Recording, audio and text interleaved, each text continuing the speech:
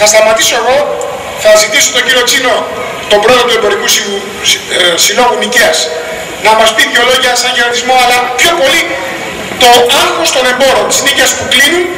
Μετά θα πάρει το λόγο ο Παύλος, μετά θα πάρετε το λόγο εσείς, όποιος θέλει να μιλήσει, από κάτω με ερωτήσεις, και μετά θα μιλήσω εγώ. Πάλι, κλείνοντας την όλη συζήτηση και απαντώντας στις ερωτήσεις σας, για να γίνει ανοιχτή κουβέντα. Καλησπέρα σε όλους σας. Λέγομαι Θανάσης Τσίνος,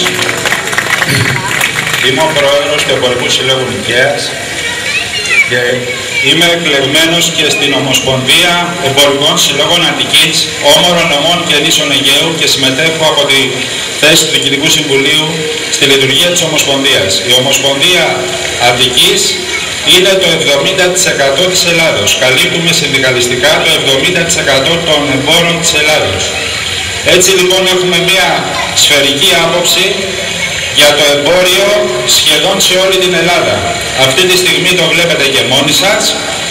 Εδώ πέρα εγώ δεν ήρθα να σας πω αν το εμπόριο πάει καλά ή κακά, ήρθα να σας πω άλλα πράγματα.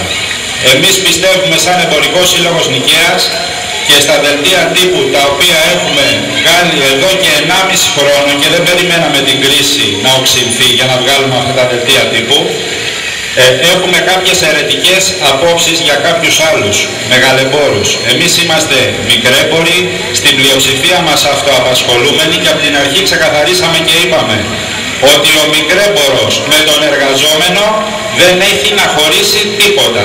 Ούτε τους χωρίζουν ταξικά κάτι, ούτε τίποτα. Είναι το ίδιο πράγμα. Το εισόδημα του μικρέμπορου είναι το ίδιο με το εισόδημα ενός μεσαία αμοιβόμενου εργαζόμενου.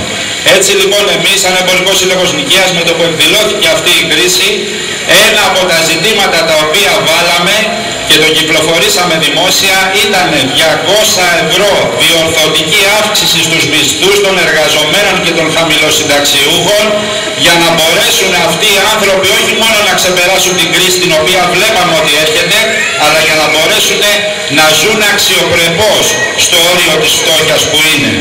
Αυτό ήταν ένα από τα πράγματα. Όταν το βγάλαμε, πολλοί μας λιδόρισαν, κάποιοι άλλοι γέλασαν, κάποιοι μας κορόιδευσαν. Και ερχόμαστε τώρα μετά από 1,5 χρόνο να μας πούνε είχατε δίκιο, λέει, συνάδελφοι. Σήμερα έρχομαι από τις 4 η ώρα, έχουμε συμβούλιο στην Ομοσπονδία και αυτοί οι άνθρωποι οι οποίοι τότε μας λιδόρισαν τώρα ήρθαν στα λόγια τα δικά μας. Ένα ζήτημα λοιπόν είναι αυτό, ότι ο Εμπορικός Σύλλογος Νικαίας έχει θέσεις οι οποίες ταυτίζονται με τις θέσεις των εργαζομένων, με τις θέσεις της δικές σας, με τις θέσεις των συνταξιούχων, με τις θέσεις των ανθρώπων που κάποιοι από τους Έλληνες βουλευτές, σηκώνοντας το χεράκι, τους άλλαξαν το μέλλον. Τους κόψανε τις συντάξεις και τους είπαν ότι είσαστε τώρα καταδικασμένοι να ζήσετε μη πω πώς. Για μας αυτά τα πράγματα είναι καταδικαστέα. Η δικιά μου λοιπόν υποψηφιότητα μέσα από το ψηφοδέλτιο που ηγείται ο Στέλιος Λογοθέτης είναι σημαδιακή. Εμείς θέλουμε σαν έμποροι της Νίκαιας και αύριο και του Ρέντι, γιατί τώρα που θα γίνει καλλικρατικός ο Δήμος, το καταστατικό του Εμπορικού Συλλόγου Νικαίας θα βάλει μέσα και το Ρέντι αναγκαστικά.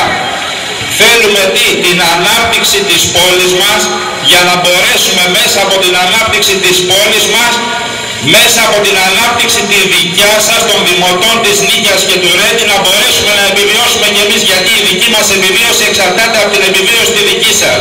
Εμείς δεν έχουμε να χωρίσουμε τίποτα, εμείς δεν είμαστε οι κεφαλαιούχοι όπως κάποιοι μας παρουσιάζαν από τα κανάλια, οι παγασάκηδες, οι κλέφτες, οι φοροφυγάδες ή έτσι αλλιώς.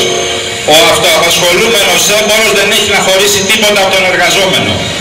Έτσι λοιπόν, με αυτές τις σκέψεις θα ήθελα να σας πω δύο πράγματα, τα οποία θα τα δείτε και αύριο και θα τα διαβάσετε στο πρόγραμμα του συνδυασμού μας.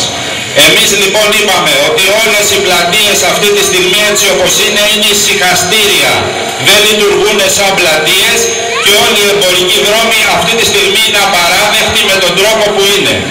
Έτσι λοιπόν μέσα από το μεγαλοπίβολο σχέδιο που έχουμε εκπονήσει με τη συνεργασία μαζί και με το Στέλιο το Λογοθέτη, αλλά θέλουμε και τη βοήθεια τη δικιά σας, την ψήφο σας, για να μπορέσει αυτός ο συνδυασμός να πραγματοποιήσει ένα σχέδιο που πραγματικά θα αλλάξει τα στάτους στην πόλη μας.